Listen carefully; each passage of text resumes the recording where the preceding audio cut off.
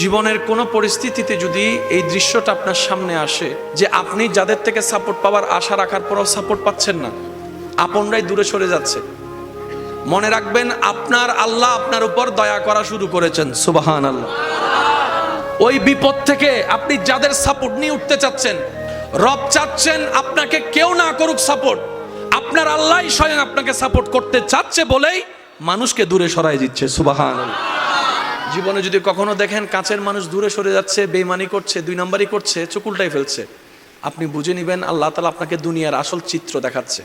আপনি যেন বুঝতে পারেন আপনার আপন বলতে আল্লাহ ছাড়া, আপনার আপন বলতে আপনার নবী ছাড়া আসলে আর কেউ নাই, আসলে কেউ নাই, আসলে কেউ নাই।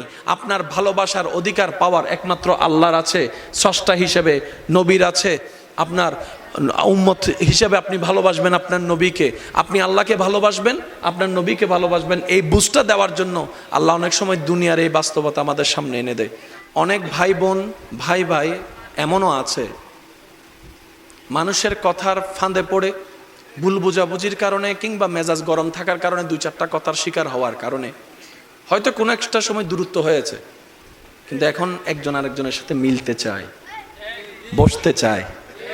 ওনাদের মাথায়ও চলে আসছে বাঁচবো আর কয়দিন, বুড়া তো হয়ে গেছে, কিন্তু ভাইকে এখনো বুকে জড়াতে পারলাম না, অনেক দিন হয়ে গেল।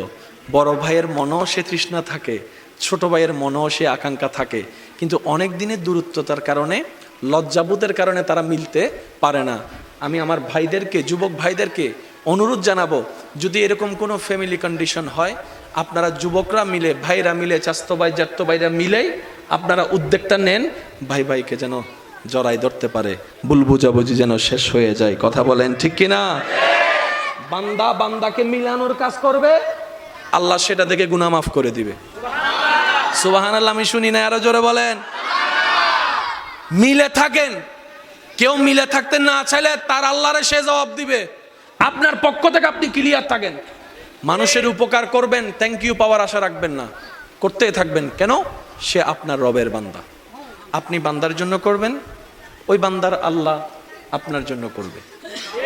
আমরা অনেক সময় বলি তার এত উপকার করছি, সে আমার সাথে ডাইরেক্ট চোখ উল্টাই ফেলছে, বা এটা দুনিয়ার নিয়ম। আল্লাহ তো এটাই বুঝাতে